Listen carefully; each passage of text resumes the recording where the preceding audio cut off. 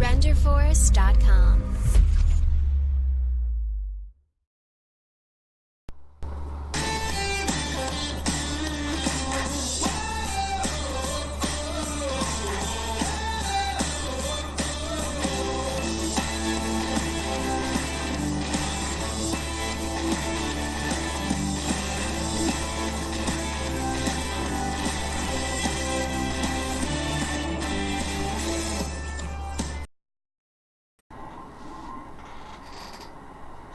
Boa noite, pessoal. Boa noite.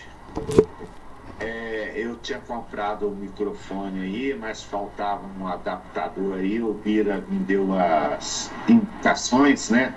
Aí hoje eu tô com o microfone aqui. Espero que tenha melhorado aí o meu áudio aí, porque todo mundo estava reclamando, tá? E até o Bira estava reclamando, tá? Até o Bira estava reclamando. E, mais uma vez, muito obrigado pela atenção de vocês. Nós estamos aqui mais uma vez, a dupla Bira e Faria, não sertaneja, simplesmente de assuntos do dia a dia nosso em relação à política, simplesmente ouvindo a opinião aí de vários canais, e nós dando a nossa própria opinião, tá?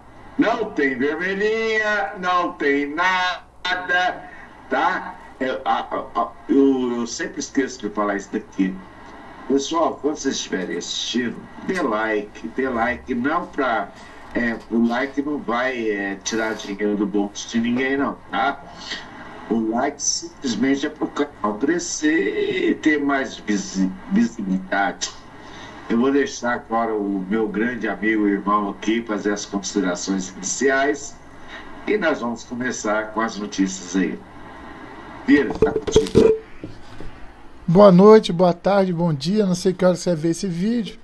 Sejam todos bem-vindos, obrigado por designar esse tempo para dar uma olhadinha nas notícias que a gente passa aqui. Nós passamos notícias comuns para pessoas comuns, nós vamos garimpar aquilo que a gente acha que é verdade, que a gente pelo menos concorda com aquelas opiniões, e com acontecimentos que às vezes a gente não concorda tanto, mas a gente procura passar a nossa opinião sobre isso. Já pedindo a permissão aqui para o seu Farias, né, o grande Farias, acho que já vou começar com a primeira marca aqui, pode ser? Onde você achou o senhor Faria, hein? Não sei, deve estar por aí. Pode ser, Faria? Vou começar com a primeira já? Vamos lá, vida, vamos lá. Não, a gente não perder tempo.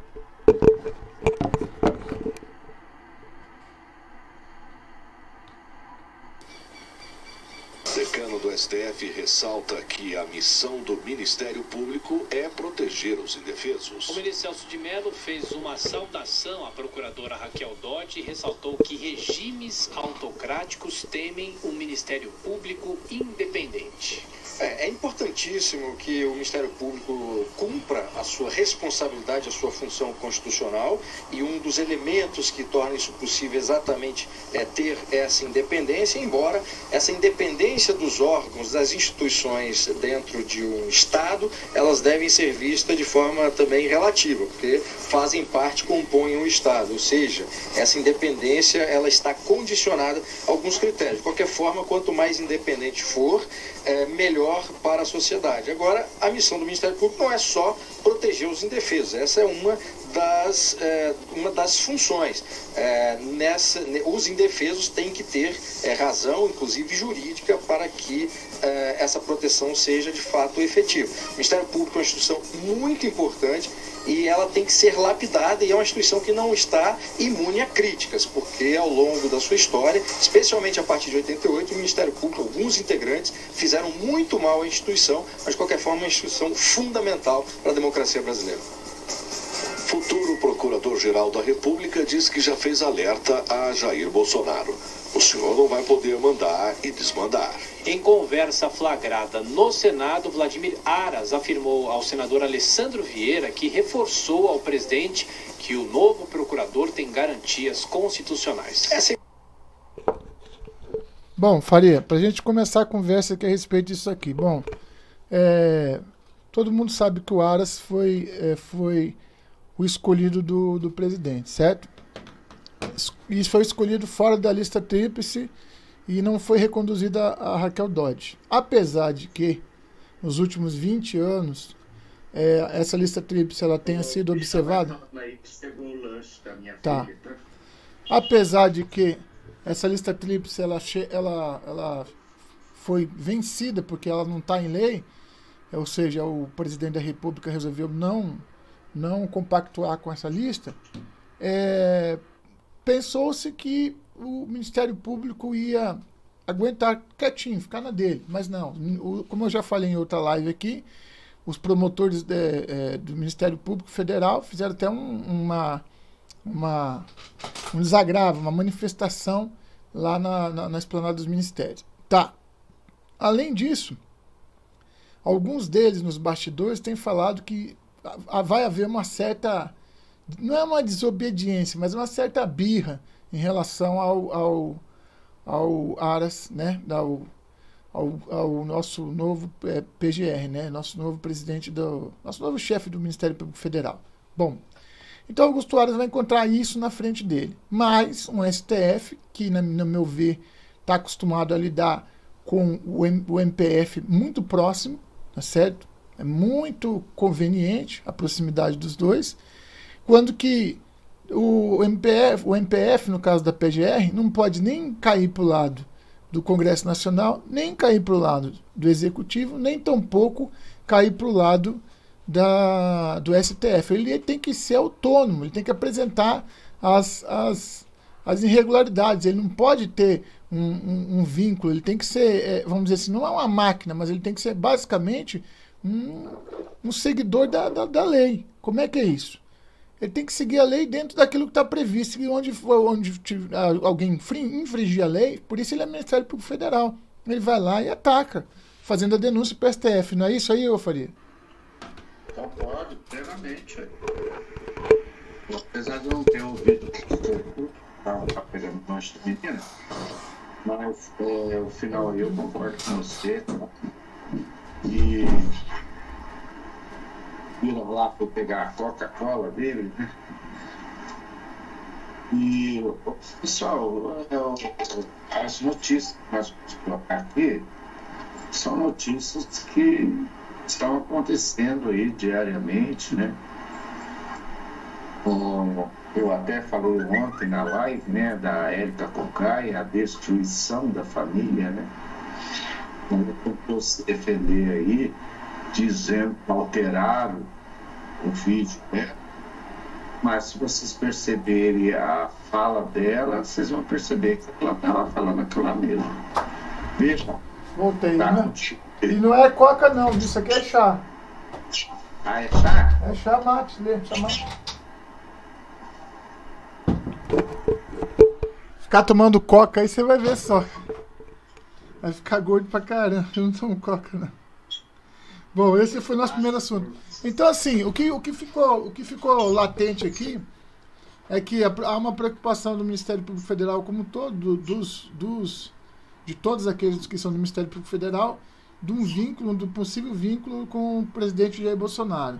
E aí nós vimos na fala do locutor, que disse que numa das conversas que ele teve com o presidente, ele falou que só não vai poder mandar e desmandar.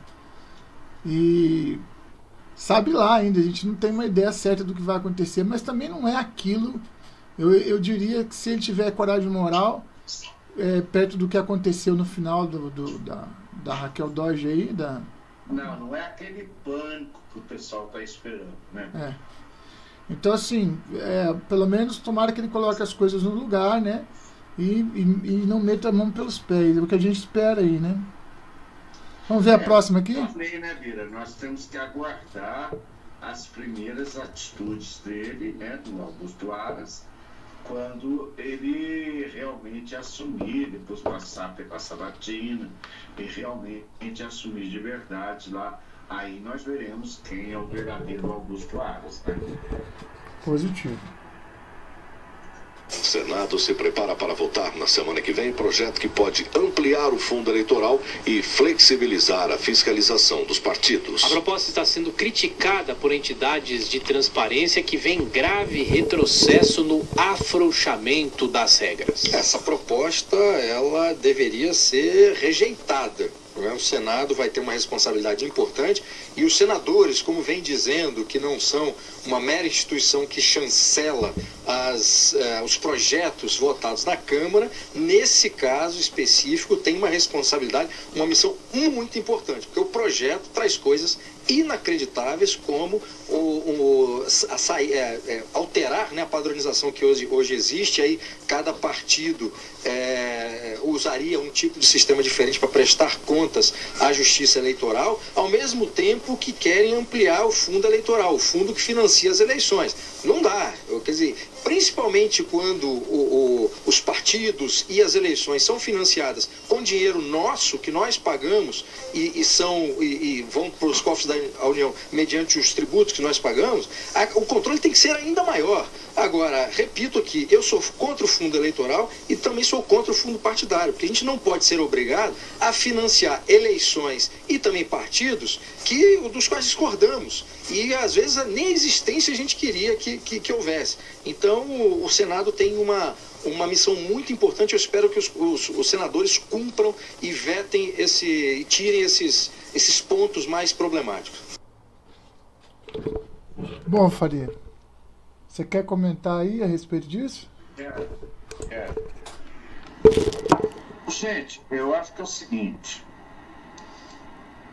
as eleições aí estão vindo aí, né? Para prefeito, né? Vereador, essa coisa toda. Em 2022 nós teremos a eleição aí novamente para presidentes, senadores, né? E deputados. O fundo eleitoral e o fundo partidário, que eles querem aumentar, eu sou totalmente contra. Sou totalmente contra, porque o dinheiro sai do nosso bolso. Se o dinheiro sai do nosso bolso, nós iremos pagar esse fundo partidário aí, né? Esse fundo eleitoral aí. Eu vou falar para vocês, honestamente, eu sou totalmente contra. Totalmente contra.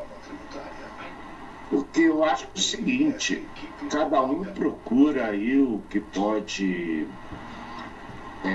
arrecadar mais de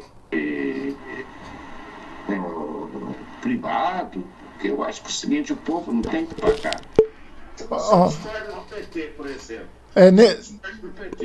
Só um pouquinho. Nesse inteirinho de quem pode pagar e privado, bom, normalmente os brasileiros não têm costume de pagar, que tem um costume americano de reforçar lá, tirar do dinheirinho da poupança e ajudar na campanha do candidato. Isso a gente não tem costume. Já basta que eles já nos roubam aí de imposto. Lá nos Estados Unidos, eles têm esse costume, por exemplo. E as empresas estão proibidas pela portaria lá, acho que de 97, se não me engano, ou de 2007, eu não lembro de cabeça. É uma portaria que proíbe que empresas façam doações. Está proibido. Então, aí que eles vêm com essa historinha de que quer fazer com o recurso do fundo partidário. Tá. Mas acontece o seguinte: hoje se faz campanha com muito menos, foi comprovado pelo presidente, do que se fazia com bilhões antigamente. Eu lembro que para reeleger um deputado federal era 400 milhões, 300 milhões. E de onde é que você tirava isso? Das empresas. Entendeu? Agora, se a voga mudou, ou seja, se a maneira de pensar mudou, tem que mudar os gastos também, você não concorda? Concordo, porque o nosso presidente, né, o Vira, ele gastou a coisa mínima que possível, né, para poder se eleger. E o Haddad, ainda, além de gastar uma fortuna exorbitante, ainda pediu vaquinha, porque como é que a gente podia ter o Haddad como presidente se o próprio Haddad não soube contornar a sua própria situação financeira na campanha? Tá, E Bolsonaro ainda sobrou dinheiro, ele quis doar para o hospital de Juiz de Fora, Minas Gerais. A lei não permitiu, né? A lei não permitiu. O dinheiro que sobrou da campanha dele voltou para o partido. Agora, vocês não acham justo que esse dinheiro que sobrou da campanha do Bolsonaro seria justo voltar para um hospital de Juiz de Fora, que salvou a vida do Bolsonaro? Independente de salvou, não salvou, mas, pessoal, pelo amor de Deus, como é que a lei o dinheiro que sobrou da campanha do Bolsonaro vai para partidos, que é dividido, tá? Não é só o PSL, é dividido, porque sobrou dinheiro de campanha, sendo que a causa que o Bolsonaro queria é doar esse dinheiro para o hospital de Juiz de Fora. Eu acho que era muito mais nobre ele doar esse dinheiro que sobrou da campanha dele, que nós ajudamos, que nós contribuímos, para o hospital Juiz de Fora. Seria muito melhor do que distribuir o que sobrou para os nossos partidos. O que você acha, mesmo? Eu acho que era o correto, né? Só que acontece que, segundo a lei, a legislação diz que se devolver é distribuído entre os outros partidos. Aí eles não devolveram. E se não aceitar também, se você não aceitar, é distribuído entre os outros partidos. E essa flexibilização que eles falaram aí é poder contratar dirigente, presidente de partido, poder pagar o quanto ele quiser, entendeu? É fazer o que ele quiser e torrar todo o dinheiro. Torra todo o dinheiro, não volta nada. Isso aí é uma coisa muito esquisita, né? Olha, Bira, eu falo para você, não dá para entender isso daí, porque nós temos um raciocínio lógico. O que é certo, o que é errado. Nós temos um raciocínio lógico. Aí eu falo para você, pô, esse raciocínio da lei, ele é lógico? Não, está escrito na lei. Mas ele é lógico? Não, não é lógico, gente. Pelo amor de Deus, não é lógico. Ele tem algumas leis que são legais, é uma lei, é legal ela, mas é imoral ou amoral. Amoral, imoral, né? A mesma coisa.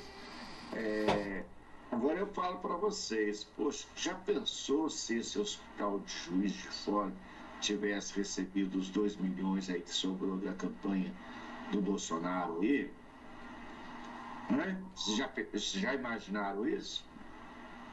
Vocês já imaginaram se todo o dinheiro que o PT mandou, como eu falei ontem, o Bira concordou comigo, todo o dinheiro que o PT mandou para Cuba, para Venezuela, para Nicarágua, para África, se ele não estivesse mandando esse dinheiro para esses países aí, e se tivesse revertido tudo na educação, nos hospitais, em remédios, pelo amor de Deus, o SUS nosso seria de primeiro mundo.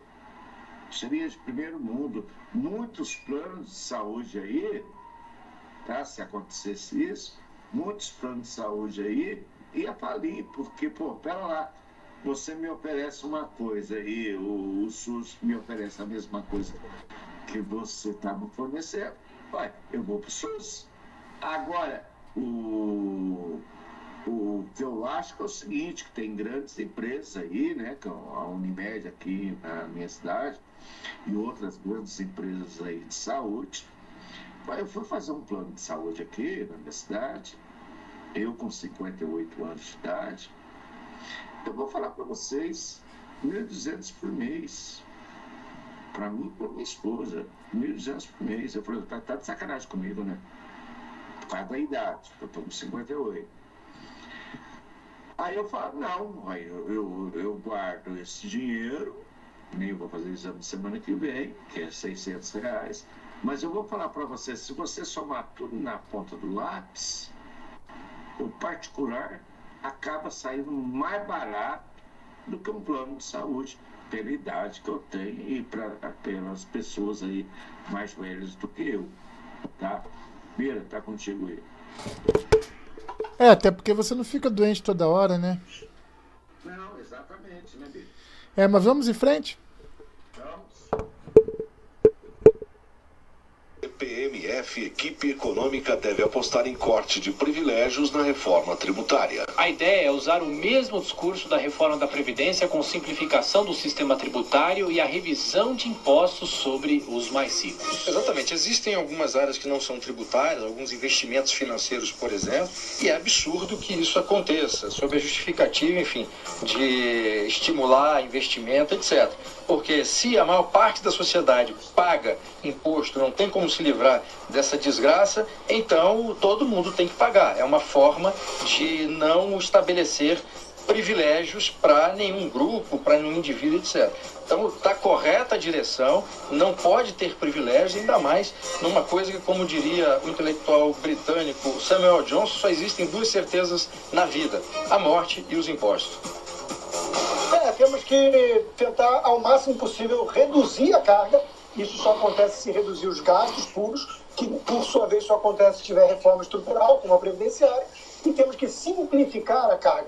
Agora, tem alguns papos aí de imposto sobre dividendo e tudo mais, eu acho esse caminho muito ruim. Você não pode inibir o mercado de capitais, o acúmulo de poupança no país, tem que tomar muito cuidado com o sensacionalismo dessa coisa, esse discurso de que os ricos vão pagar. No fundo, isso acaba sempre prejudicando os mais pobres, que precisam da geração de riqueza e emprego.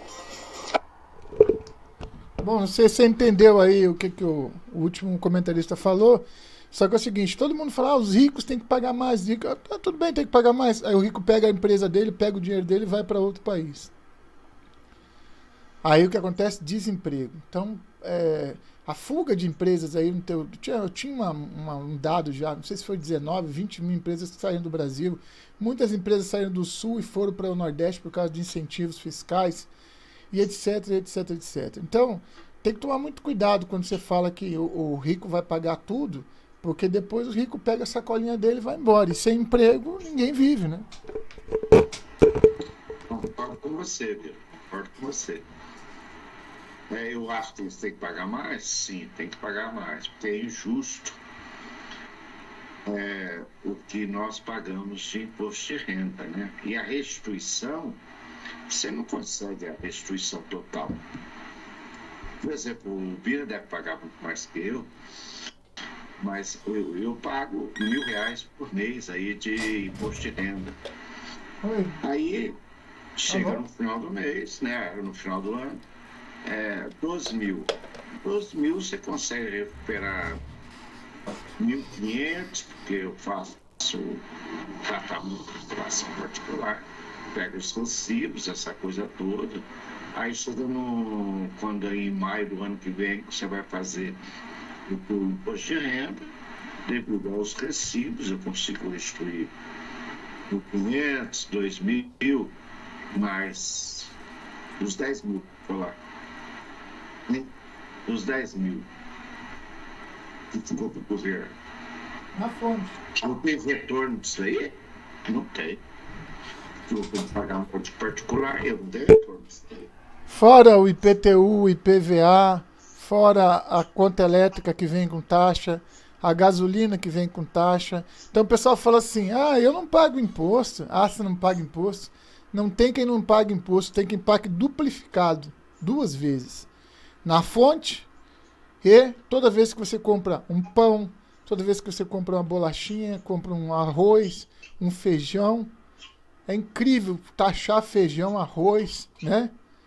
Coisas que devia ter, que é básico, né? A gasolina, então, é super taxada. Você que toma uma cervejinha por aí, 80% da cerveja é taxa.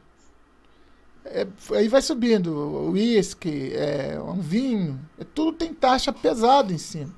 Aí você pensa que é uma taxa só de não, tem taxa estadual e tem taxa federal. Quiçá taxa municipal, né? Então tem taxa para tudo, imposto para tudo. Então, como falou primeiro lá, a única certeza que você tem é que você vai morrer um dia e que você vai pagar imposto a tua vida inteira. Até para morrer você paga imposto. Pode ter certeza que até do teu caixão, até da cova lá, o governo morde um pedaço. Eu nunca vi, meu irmão. O paizinho cara é esse, né? Vamos para frente? Não, é só fazer um comentário aqui. Isso aí é uma vergonha para nós brasileiros. Isso aí é uma vergonha. Bira falou uma grande verdade agora. Quando nós nascemos, nós pagamos. Quando morremos, nós pagamos também. Tá? E nada é de graça. Agora, aquela caridade que você faz aí para entidades, né? Tudo bem, é descontado no imposto de renda desde que você receba a nota fiscal. Mas nós fazemos caridade e muitas vezes nós nem cobramos isso daí. Nota fiscal, nada disso, porque você faz de coração, velho. Você faz de coração, você nem está preocupado com isso. Então, pessoal, eu acho que está na hora. Aí eu sei que Bolsonaro está com dificuldades para enfrentar esse governo, mas como eu sempre falei, Bira, Bolsonaro tem apoio do povo. Como hoje muita gente homenageou o Bolsonaro, desejando melhoras para ele, desejando tudo de bom para ele, né? E foram várias pessoas que falaram isso. E eu vou falar para você, gente, ou vocês querem os petistas de volta, ou vocês querem uma mudança no nosso país. Eu prefiro a mudança, eu aposto na mudança. Mira, tá contigo aí. Olha só como é que tá a situação. Esses dias, o ministro do Meio Ambiente baixou o hospital com mal súbito, certo? Não, ciência e tecnologia. Não. Uns dias atrás, o ministro da Agricultura do Meio Ambiente baixou o hospital com mal súbito. E aí ontem foi o Marcos Pontes. Teve os dois eventos. Então, 2 ministros já baixaram o hospital. Você imagina o nível de estresse que esses caras não estão passando. Porque Mira, foi o que o Alexandre Garcia falou hoje. O Garcia falou do Marcos Pontes, né? Ele falou assim, o cara tem um treinamento para ir para o espaço.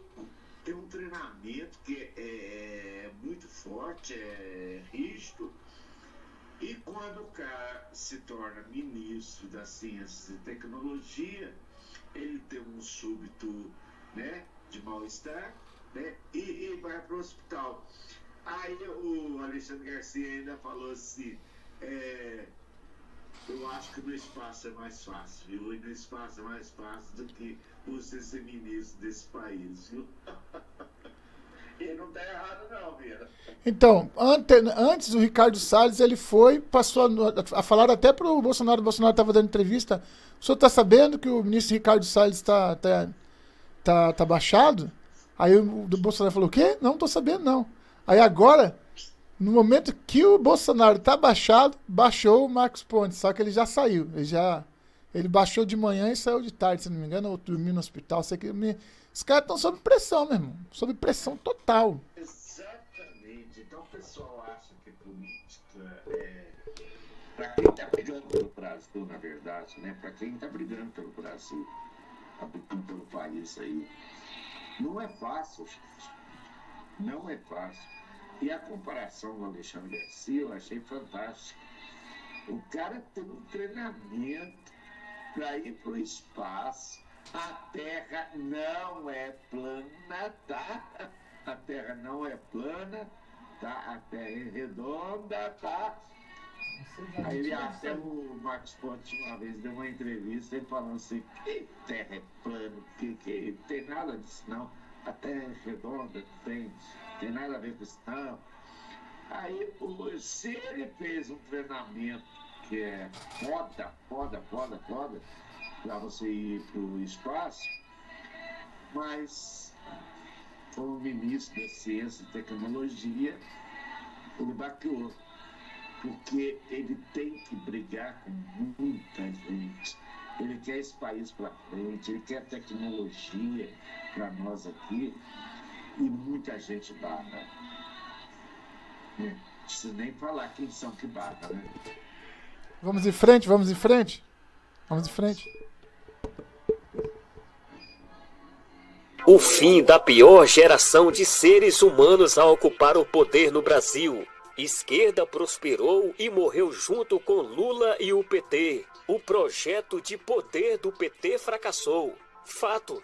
O projeto de poder do PT foi compartilhado por todos os partidos de esquerda do país. Todos eles prosperaram durante mais de uma década de corrupção comandada pelo PT. Eles não fracassaram. Quem fracassou foi o povo, que depositou sua esperança na pior geração de seres humanos que já ocupou o poder no Brasil. Após 13 anos no poder, os membros do partido não conseguiram criar condições sólidas de desenvolvimento para as camadas mais vulneráveis da sociedade. Os pobres continuam vivendo em condições precárias. Seus filhos continuam tendo uma educação de péssima qualidade e vulneráveis a situações de exploração em todos os aspectos, seja na questão do subemprego, prostituição, criminalidade e narcotráfico. Os países também não conseguiram estabelecer uma base segura para sustentar suas famílias ao longo dos últimos 13 anos. O regime do PT foi todo baseado em esquemas de corrupção e favorecimento de grandes grupos empresariais. Um modelo neodesenvolvimentista extrativista e até neocolonial amplamente baseado na cultura da propina. Ao povo mais humilde coube apenas as migalhas. Em 13 anos, o PT não realizou nenhuma das grandes reformas, como a agrária, a urbana, previdenciária ou trabalhista, por um simples motivo: nunca se importaram com nada disso. Os governos do PT de Lula e Dilma surfaram na mais extraordinária onda de prosperidade mundial durante quase uma década de commodities supervalorizadas no exterior e não souberam aproveitar os benefícios em prol da sociedade com investimentos em infraestrutura, por exemplo. Sob o comando de Lula, o Brasil enterrou mais de 500 bilhões em empresas simpáticas conhecidas como as campeões nacionais, como empresas de telefonia, cerveja, carne e empreiteiras. Praticamente todas as campeões nacionais do PT faliram ou deram um belo calote no BNDES. Sob o comando de Dilma, o Brasil concedeu benefícios extraordinários para empresários. E lá se foram outros cerca de 500 bilhões. Uma verdadeira fortuna simplesmente evaporou sob a forma de incentivos fiscais para o setor automotivo, empresas de eletrodomésticos e afins. Tudo isso sem nenhuma contrapartida social, como a geração de empregos. Os empresários lucraram vendendo mais, os bancos lucraram emprestando mais dinheiro e o pobre se endividou, ficou com o nome sujo e muitos tiveram que devolver os bens que comprara. E o governo arrecadou menos 500 bilhões que deixaram de ser investidos justamente em favor dos mais pobres em áreas como a saúde, segurança e educação. As maquiagens nas contas públicas através da tal da contabilidade criativa, que resultou no episódio das pedaladas fiscais, aprofundaram a crise econômica no país. O Brasil foi rebaixado pelas maiores agências de classificação de risco do mundo. Perto de 2 milhões de empresas faliram entre 2014 e o final do governo Dilma. E 12 milhões de chefes de família ficaram sem emprego. Não bastasse os erros no campo econômico e político, a malversação do dinheiro público e o favorecimento de grandes grupos econômicos em detrimento dos pequenos empresários, o PT roubou como se o mundo fosse acabar amanhã.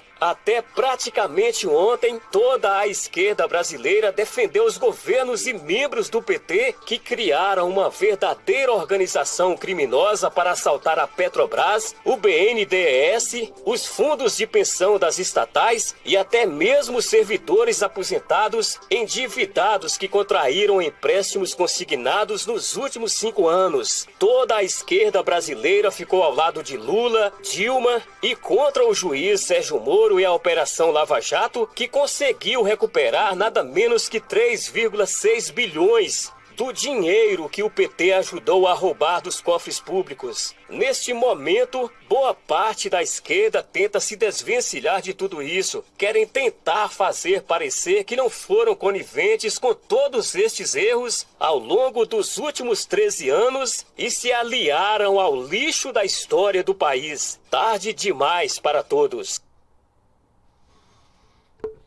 Bom, pessoal, é forte a fala dele aí, né? A fala dele aí não é fácil, não. Mas ele falou a pura verdade. E se vocês notaram, a gente sempre diz que a roda sempre está girando, ela pega outra direção. O PT pelo PT, ele já acabou. O que tem é os estridentes gritando aí e os zumbis que ainda seguem eles. Agora, esse papel é PSDB se preparando para assumir esse papel. O PSDB está preparando para fazer a mesma coisa que o PT fez, mas em outro nível, no nível mais clássico. E 2022 parece que está longe, mas não está não, está bem aí. Quando a gente vê, daqui a pouco já é 2022. Portanto, a gente está vendo já, né, observando, né, Faria, um deputado correndo já para outro partido, outros que já estão com o pé na largada, problemas dentro do próprio partido, o PSL está rugindo, parece, está ruindo. E o presidente está tentando juntar tudo isso para conseguir cumprir o mandato dele de 4 anos e ir contra todas essas, vamos dizer assim, esses direitos a mais, né? Essas regalias, né? Que esses deputados, senadores e principalmente o alto funcionalismo da Câmara, do Senado e dos diversos órgãos que tem dentro do governo executivo, que estão com medo de perder a sua boquinha. E está enfrentando gente grande. Portanto, esses vamos dizer, esses colaboradores dos senadores, dos deputados, já estão em cima deles já. Assim como aconteceu com o Ministério Público Federal, dos promotores do Ministério Público Federal fazer aquela manifestação lá. Então, ninguém quer perder nada. Certo, Faria? Agora eu pergunto para todos. Na era PT, 13 anos de PT, eu pergunto para todos aqui. Lula acabou com a pobreza ou Lula criou a pobreza? Quando Lula fez esse Bolsa Família aí, principalmente no Nordeste, onde a cultura é menor, mas o presidente está me dando aí R$30, o presidente está me dando R$90. Lógico, eles não têm cultura, vão votar no Lula, na Dilma, como eles votaram. Agora, o pessoal parece que está acordando, principalmente no Nordeste, está acordando, porque, na minha opinião, Lula criou a pobreza e não tirou ninguém da pobreza. Ele simplesmente deu esmola aos nordestinos, tá? Simplesmente isso, tá? Porque não é assim, dando dinheiro que é R$30, R$90. Tem família aí que recebe R$30 e acha aquilo lá um dinheirão, né? Pelo amor de Deus, gente.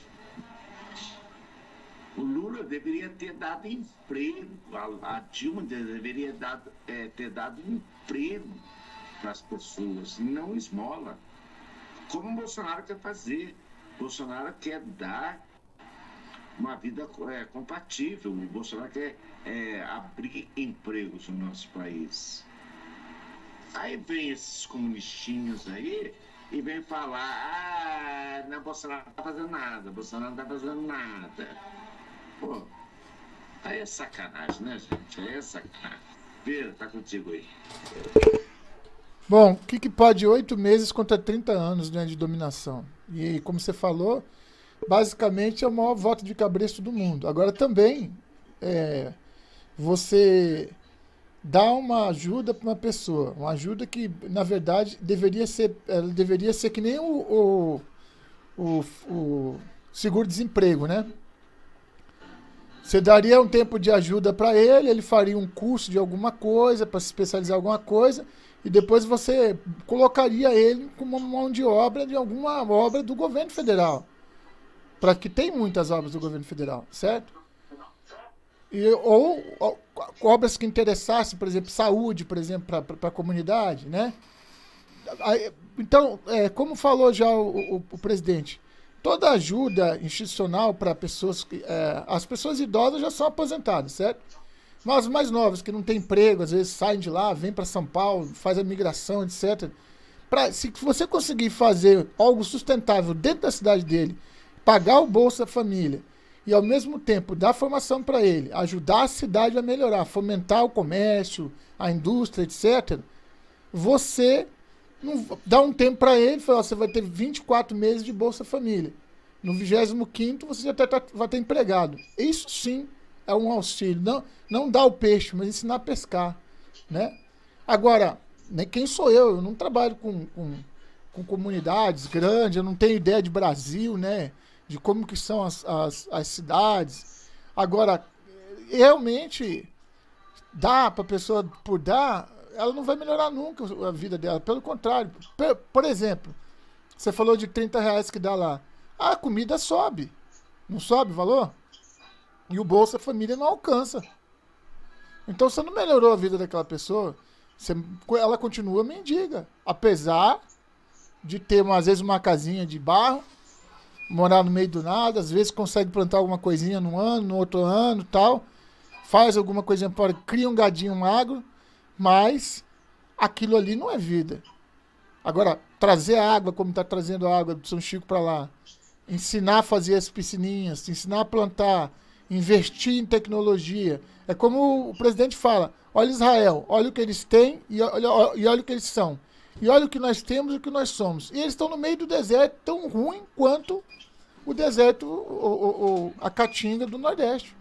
O que falta mesmo é aplicar recursos mas de maneira correta, não como a Sudene, que a gente viu a vida inteira aplicando recurso lá e o recurso todo foi para o barro. Dizem que já passou pela Superintendência de Desenvolvimento do Nordeste dinheiro para matar a sede 4 vezes do nordestino. Então, o problema do Brasil é a corrupção. Esse é o maior problema do Brasil. Vamos em frente? Eu só fazer um comentário, Vitor. Quando o Bolsonaro fez o pente fino na Bolsa Família, não sei se vocês lembram disso, mas eu lembro perfeitamente disso. Pô, tinha deputados, senadores recebendo o Bolsa Família. Vocês lembram disso? Deve ser. O Bolsonaro fez, eu não lembro o número exato agora, mas acho que foi em termos aí de 30 mil pessoas que estavam recebendo benefício Bolsa Família que não tinham necessidade. Aí quando o Bolsonaro fez esse corte, inclusive deputados, senadores, ele fez esse corte, ele deu o 13º do Bolsa Família. Tá?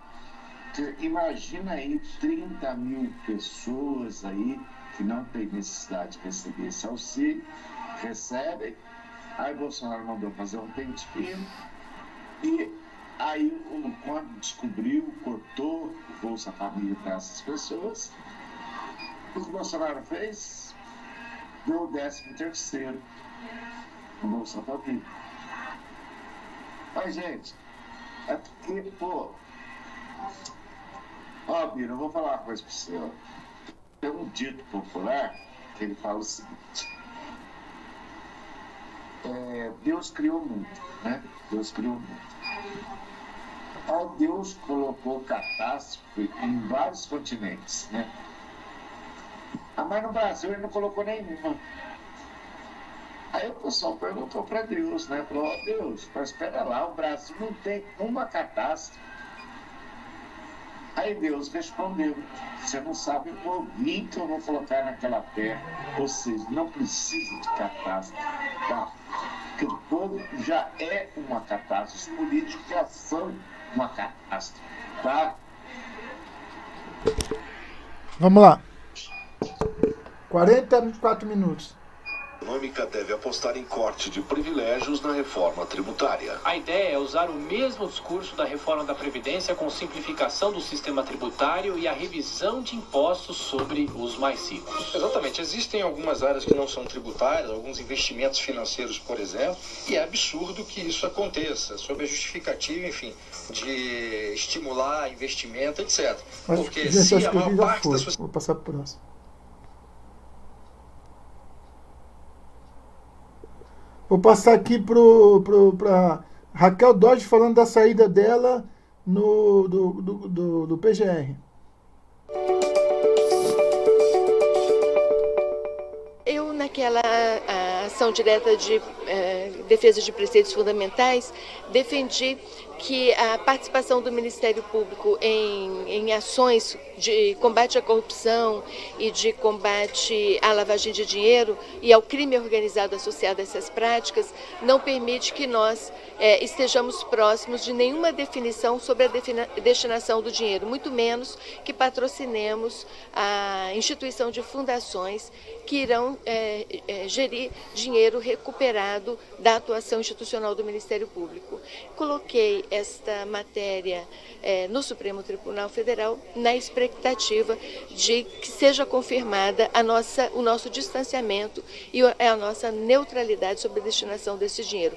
Me parece que é uma atitude ética importante que valoriza o nosso trabalho em defesa da honestidade na vida pública, na separação da coisa pública e da coisa privada e na defesa intransigente da recuperação do dinheiro desviado, a par de promover a repressão penal dos infratores. E por isso é preciso que estejamos distantes da destinação do dinheiro recuperado.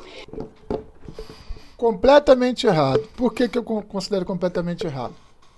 Porque, na verdade, quem perdeu o dinheiro foi o executivo, certo? Ou seja, a Petrobras é de quem? A Petrobras é do executivo. Na verdade, esses recursos deveriam ir para o executivo, tá certo? E o executivo daria destino para o recurso. Ele aplicaria, mas não. Aí o que acontece? Deixa eu ver. O Fundo da Lava Jato, para onde ele vai? São 2,66 bilhões. Aí ficou na mão do senhor ministro Alexandre de Moraes decidir isso, tá? Aí o senhor ministro Alexandre de Moraes resolveu. Eu vou até colocar aqui, porque o poder 360 eu posso colocar. Vou colocar aqui. O que ele resolveu? Ó, aqui, ó. Ficou 2,66 bilhão. 1,6 bilhão vai para a educação, sendo 1 bilhão em ações de educação infantil e 250 milhões no programa Criança Feliz e 250 milhões nas bolsas de pesquisa CNPq e Laboratório de Luiz Cicotron Cyrus, Ministério da Ciência. E 100 milhões em ações educativas em conjunto com o Estado, Ministério da Mulher, Família e Direitos Humanos. 630 milhões, mais 1 bilhão para a Amazônia Legal. 630 milhões em prevenção, fiscalização e combate ao desmatamento e incêndios florestais. Pode ser usado em operações de garantia da lei e da ordem. E 430 milhões em ações descentralizadas envolvendo estados da região amazônica. Bom, eu acho, na minha concepção, se o recurso devolvido da multa, ela vem para o Brasil, o caixa que deveria ter recebido ele seria o caixa do executivo. E não o STF, Supremo Tribunal Federal, não existe para isso. Ou existe, Faria? Não. Aí eu pergunto para vocês, né? São ladrões ou não são ladrões? Hein? Não, eu posso pegar forte, você não pode. Eu posso pegar forte. São ladrões ou não são ladrões? Como que a Raquel Dodge está saindo agora da PGR, dia 17, e faz essa merda? Ela sabe que ela não seria reeleita aí pro PGR. Ela já viu que ela não ia ser reeleita mesmo. Ela soltou a bandinha dela, né? Soltou a bandinha dela, né? Pra não falar outra coisa, né? Soltou a bandinha dela. Pessoal, agora, em relação ao Augusto Aras, eu não cheguei a nenhuma conclusão e só posso chegar à conclusão depois que ele assumir a PGR e conforme ele for tomando as atitudes dele. Aí depois disso, aí sim, eu vou me pronunciar. Mas antes disso, eu não vou me pronunciar, porque eu estaria como é que fala?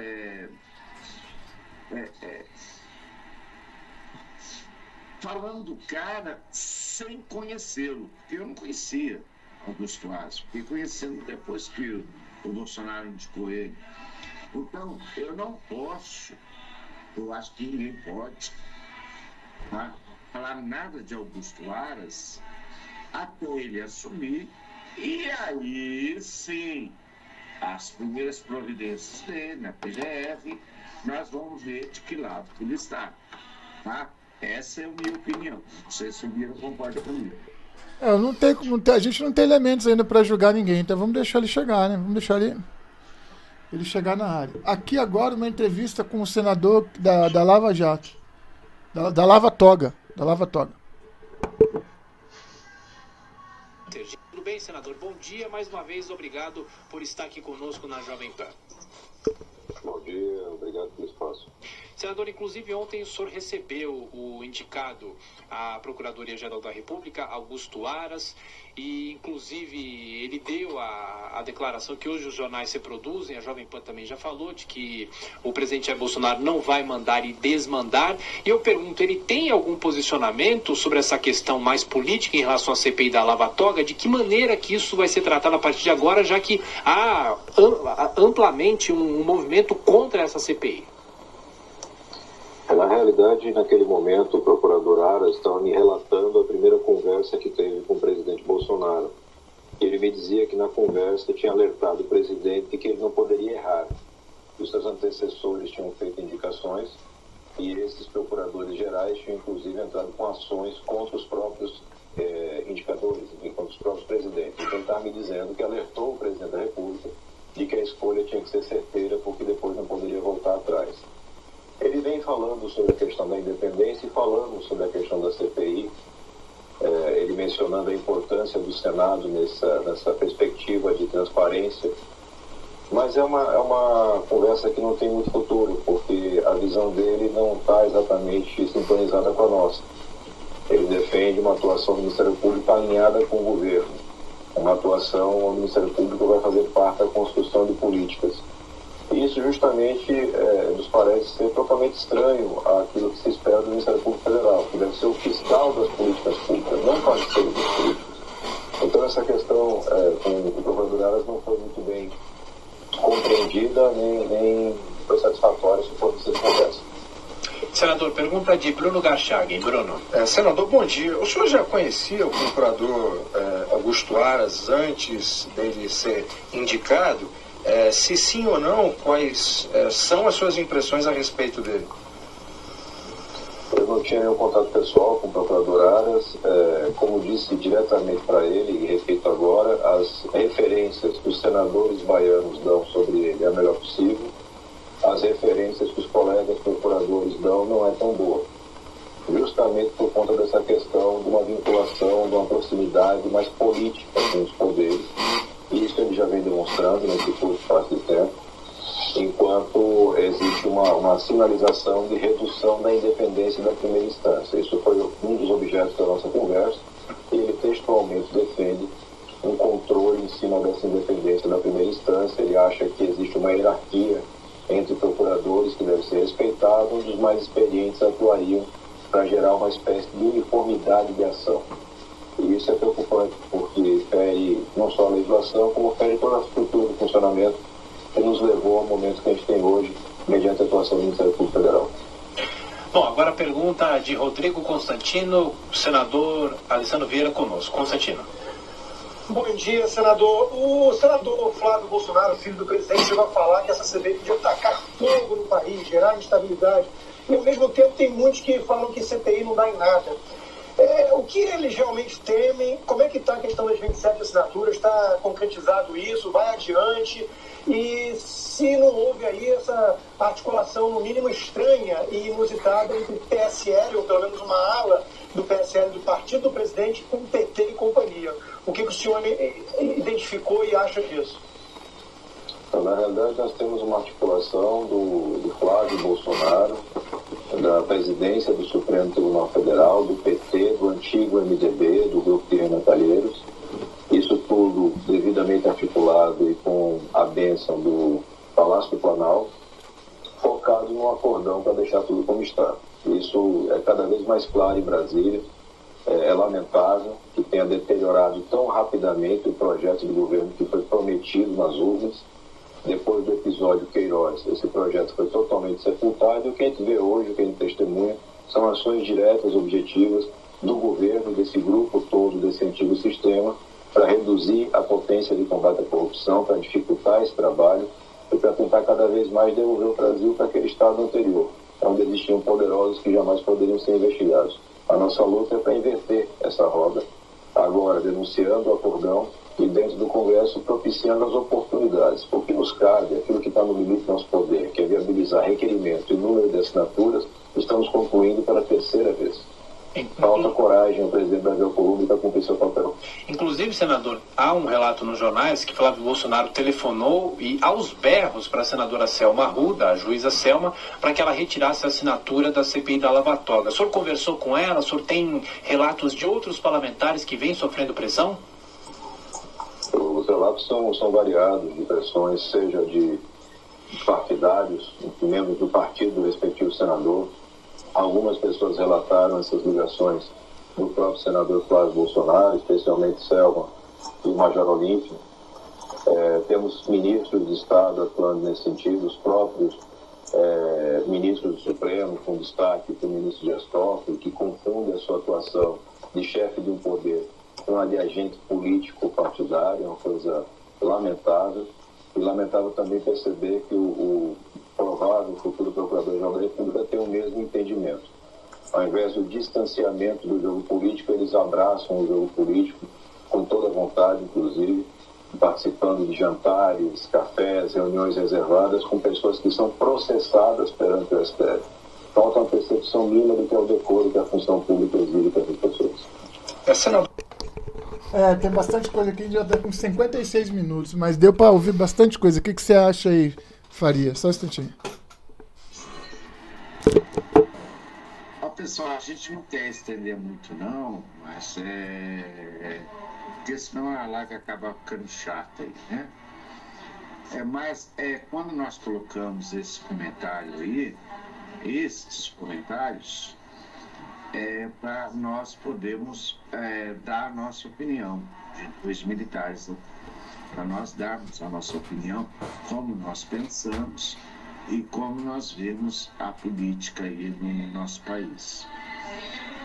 Vamos fazer considerações finais, Pedro? Não, peraí, você já tem mais duas matérias aqui. Vai querer parar? Vai querer parar aqui? Não, achei que você... Tem mais duas matérias, vai querer fazer ou não?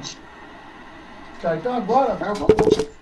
Então, só sobre isso aí, vocês ouviram aí que a posição do novo PGR tem sido uma posição mais política do que mais isenta, né?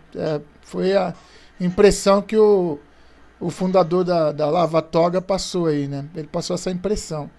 Vamos ver o que vai acontecer, né? Vamos ver o que vai acontecer. Agora, enquanto isso, um recadinho. Tem que esperar ele a primeira atitude, a segunda atitude dele. Esse recado que eu vou passar aqui agora. Esse recado que eu vou passar agora é do próprio presidente, tá? A gente tirou do Twitter dele. Enquanto lutamos entre nós, o inimigo se fortalece. Não temos como agradar a todos. Vasculham minha vida e de minha família desde 1988, quando me elegi vereador. Nossa inimiga, parte da grande imprensa. Ela não nos deixará em paz. Se acreditarmos nela, será o fim de todos. Bom, aí essas é uma escrita daqui do Twitter do Bolsonaro, entendeu? Twitter do Bolsonaro. Não vai dar para mostrar aqui. Acho que não dá. Aí, o Twitter dele aí, tá certo, pessoal? Tá? Então, uma escrita do Twitter dele. Eu sempre tenho falado isso. Não assisto qualquer jornal, não leio qualquer jornal, não fico olhando Folha de São Paulo. Eu sempre falo isso no final da live. Então, só para vocês verem que não é só eu que tô falando nisso, não. Não acreditem em tudo que vocês escutam. Só vou fazer um comentário aqui. Eu sei que o Bira não gosta desse assunto, né? Mas eu tenho que falar aqui para alertar. Moleque de fralda, ele colocou hoje aí várias coisas contra Sérgio Moro, contra o Bolsonaro, tudo. E eu até parei a live dele, quando ele mostra o celular assim, ó, eu parei a live dele e estava lá escrito antagonista. Aí eu fui no canal antagonista, porque eu já desinscrevi do canal antagonista, que eu acho que foi comprado, e não vi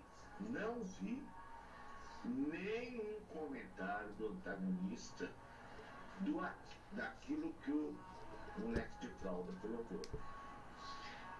Aí eu peguei pra não, pera lá, pô, ele colocou, aí eu peguei, parei a live dele, eu olhei lá, tá, eu vi a imagem, olhei lá, antagonista.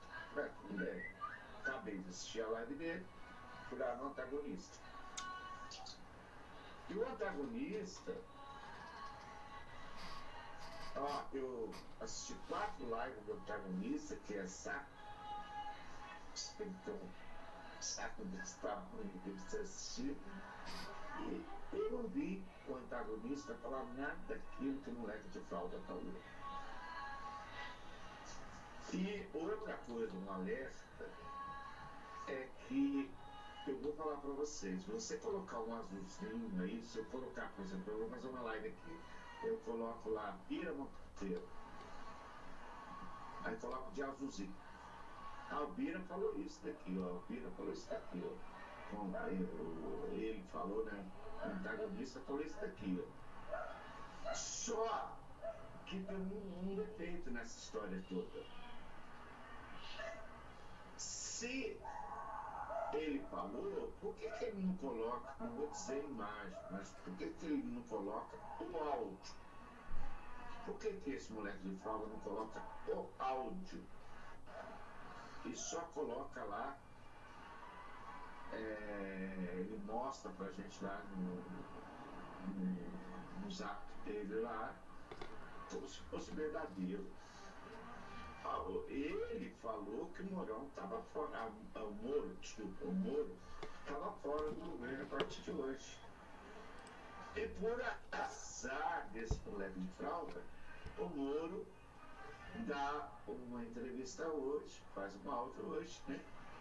Dizendo que ele está mais forte do que nunca com o Bolsonaro. Quais são as fontes desse moleque de fralda? Folha de São Paulo, Estadão, Rede Globo. Essas são as fontes dele. Me desculpa quem acredita nesse moleque de fralda, me desculpa mesmo. Porque não é possível que vocês não possam acordar. Vira, tá contigo.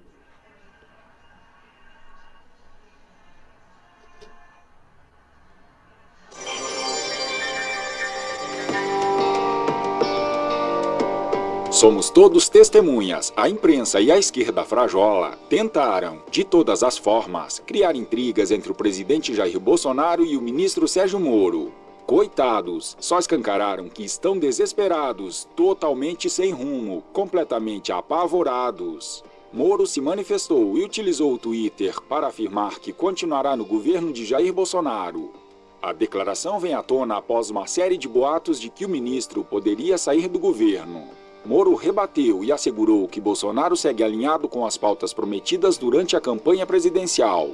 O compromisso assumido com o presidente Jair Bolsonaro de sermos duros contra a corrupção, crime organizado e crimes violentos permanece firme e forte, escreveu o ministro. Enquanto a extrema mídia brasileira está em campanha diária de ataques à polícia, defendendo os coitadinhos dos bandidos, dando prioridade máxima a qualquer fala de qualquer urubu carniceiro que se pronuncie contra Jair Bolsonaro e esperneando de raiva por falhar em todas as tentativas de enfraquecer o presidente, a imprensa internacional destacou os expressivos números na redução de crimes no país, sob a gestão de Sérgio Moro. Os homicídios no Brasil declinaram 1/5 neste ano, depois de cair em 2018 no ritmo mais rápido em pelo menos uma década, revertendo uma tendência violenta que assombra a maior nação da América Latina e impulsionou um político lei e ordem para a presidência, afirmou o jornal Wall Street. Ouvido pelo jornal, Sérgio Moro afirmou que a expectativa de sua gestão à frente da segurança pública é de que essa tendência continue e é para isso que estamos trabalhando. Um exemplo de trabalho que não interessa a divulgação pela porca imprensa é a criação de um modelo de treinamento do FBI para policiais brasileiros. O ex-juiz da Lava Jato, na sua missão de tornar o Brasil um país mais seguro, planeja criar ainda este ano a Academia Nacional de Polícia para treinar policiais civis e militares. O curso principal, de acordo com o secretário nacional de Segurança Pública, o general Guilherme Teófilo, está previsto para começar no dia 30 de setembro. Chama-se Curso Superior de Polícia e é o embrião da nossa Academia Nacional de Polícia, que também é um objetivo estratégico do ministro Moro, que a gente cria até o final do governo, com toda a estrutura nossa, para aperfeiçoarmos nossos policiais militares e civis, e por vezes alguns do Corpo de Bombeiros Militar. E será com o general Hamilton Mourão, também vice-presidente do Brasil. O grande objetivo é formar uma rede com esse pessoal e eles se conhecerem, além do maior preparo com pessoas de alto nível, disse Teófilo. Segundo o general, o projeto seguirá o modelo de treinamento do FBI e terá também a finalidade de aproximar as forças militares do Brasil e dos países vizinhos. Vamos aproximar, fazer esse intercâmbio para mandarmos alunos para lá e receber gente para fazer nosso curso. Um padrão Polícia Federal nosso, que é reconhecido internacionalmente, concluiu o general. Utilizando o Twitter, Moro deu um puxão de orelhas na petralhada, principalmente na rede esgoto de televisão, que insiste em esconder o fato de... Oh, meu Deus do céu. Deu uma travada aqui, mas o negócio é o seguinte. Acho que já deu para entender aí, né, que nós passamos de 1 hora já, tá em 1h06 já. Não, vamos fazer as considerações. Tá, mas deu para entender que o Moro tá fechado com o presidente, isso aí não tem dúvida. E com muitos projetos, mas outro dia a gente traz mais projetos aí. Sérgio Moro. Tanto o Mourão quanto o Sérgio Moro. Então, pessoal, isso aí é falácia, tá? Mas nós vamos fazer aqui as considerações finais aqui. Eu vou começar, depois o Bira também faz as suas considerações finais aí, tá? Pessoal, o nosso país tem que ser. Basta nós apoiarmos o nosso presidente, tá? E seus ministros, tá? Nós temos que apoiar, porque nós não podemos voltar para a era PT, tá? Não podemos destruir esse país, não podemos que esse país seja um país comunista. Como eu termino a live aqui para todo mundo, né? Primeiro, a minha continência aqui para todos vocês e para o meu amigo e irmão aqui. Mira, tá com minha continência para você aí. E nossa união é muito importante. Cada dia que passa, né, gente, ela continua sendo mais importante, né? E uma coisa que eu quero vir na live aqui, em consideração a todos vocês, tanto eu quanto Mira, coração. Pra coração. Um beijo no coração de vocês, com o maior respeito. Agora vamos deixar o meu grande amigo e irmão aqui fazer as suas considerações finais. como sempre, eu sempre falo para vocês, não leiam qualquer coisa em qualquer lugar. Não ouvirem fofoca e já sair rachando. Cuidado com fake news. Cuidado com, por exemplo, alguém que aparece num site, no próprio YouTube, fala que aquilo vai acontecer e diz que ele é policial, que ele tem um amigo dentro do FBI, que ele tem um colega general na casa do fulano de tal. Os blindados continuam chegando em Brasília. O ministro Sérgio Moro já foi expulso. Ele foi expulso. Como é que é? Como é que é? Falei, peraí que eu tinha tirado o som. Temos de mandar o combustível para os blindados. Não tem. Ninguém fez requisição de combustível, eu não mandei. Então, aí é o seguinte. Então, eu não sei como é que as pessoas gostam tanto de ser enganado, mas se você gosta de ser enganado, não precisa vir aqui nesse canal. Que aqui a gente fala a verdade, a gente traz a verdade, nua e crua, doa quem doer. Esse é o ponto principal do nosso canal. É disso que nós estamos falando. Então, o juiz Sérgio Moro, o ministro Sérgio Moro, ele está 100% com o Messias Bolsonaro. E o nosso Messias vai ficar mais 4 dias de molho. É bom que ele fique mesmo para ele voltar bem forte, né? E, se Deus quiser, daqui a pouco ele já volta para o Comando do Brasil. E não aconteceu nada do que esse moleque de fralda falou, que o Mourão ia fazer isso, que o Exército ia fazer aquilo. Olha, esse menino ele devia parar de ficar fazendo essas coisas na internet, escrever livros de ficção científica. Ele ia ganhar muito dinheiro com isso, hein? Ele ia ganhar dinheiro. Ó. Ele ia ganhar muito dinheiro.